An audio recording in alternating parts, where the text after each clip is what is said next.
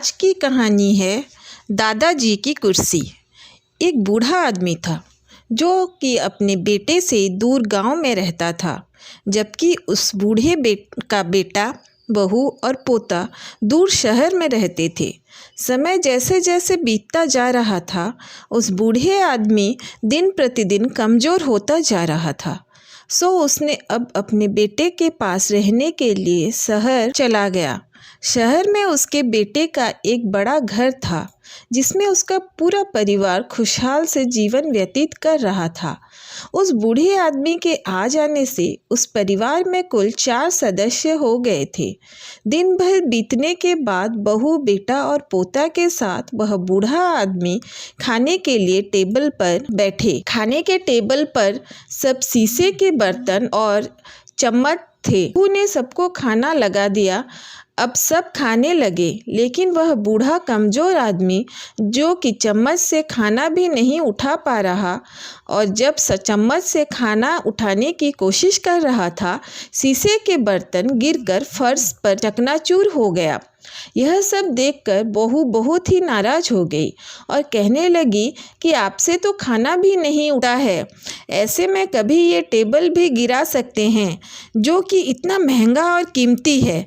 कल से आपका टेबल कोने में लगा देते हैं, और जिससे आप आसानी से खाना खा सकते हैं। फिर अगले दिन बेटा और बहू ने मिलकर अपने बूढ़े पिता के लिए खाने के लिए लकड़ी की टेबल लाए और उसे कोने में लगा दिया, और फिर सबको खाना रोज की तरह निकाला गया।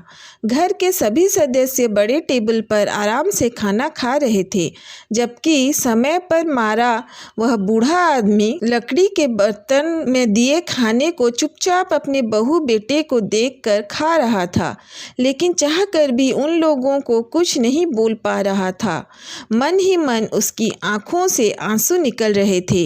यह सब देखकर उस बूढ़े आदमी के पोते को मन ही मन कुछ सोचने लगा, और फिर अगले दिन शाम को उसका पोता गार्डन में खेलने चला गया, और फिर वह लकड़ियों को इकट्ठा करके एक जगह बैठ गया और उन लकड़ियों से कुछ बनाने लगा था। इतने में उस लड़के के माता पिता ढूंढते हुए बगीचे में आए और अपने बेटे को देखा, तो उसकी माँ बोली, बेटा ये क्या कर रहे हो? तो वह लड़का बोला, माँ, जब आप लोग बूढ़े हो जाओगे तो आप लोगों को भी खाने के लिए कोने में लकड़ी की कुर्सी की ज़रूरत पड़ेगी। मैं अभी से आप लोगों के लिए कुर्सी और टेबल बना रहा हूँ।